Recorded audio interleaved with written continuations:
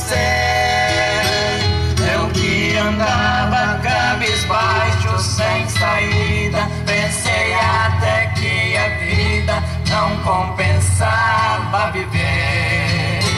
Mas lá do céu Deus enxergou a minha dor, mandou então o pastor que viesse me falar, que eu não parasse de louvar e dar o glória, porque a minha vitória estava perto pra chegar.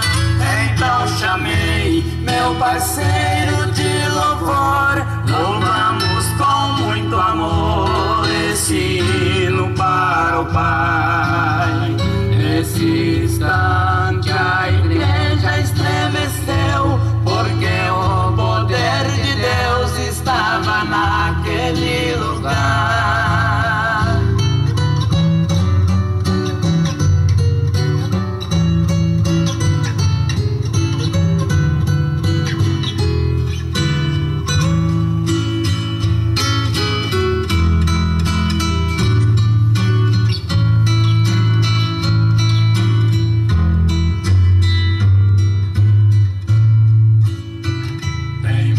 Gente que está desanimada, dizendo que está cansada de pedir, mas nunca vem.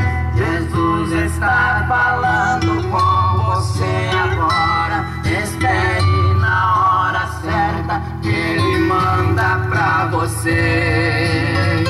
Jesus não erra, Ele manda te dizer: nunca canse de esperar, que você vai receber.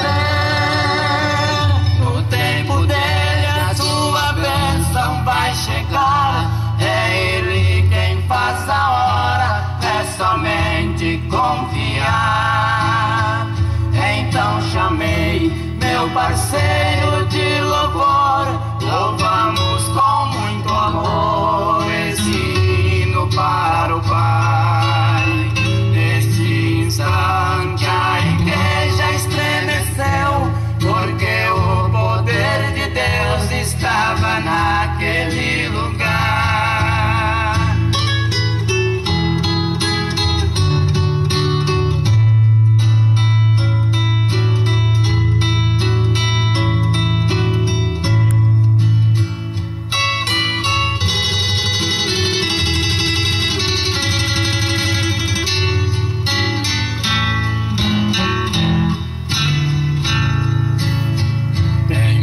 Gente que está desanimada, dizendo que está cansada de pedir, mas nunca vem.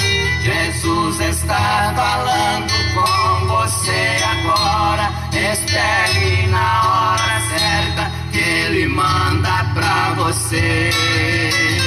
Jesus não erra, Ele manda te dizer: nunca canse de esperar, que você vai receber. No tempo dele a sua bênção vai chegar.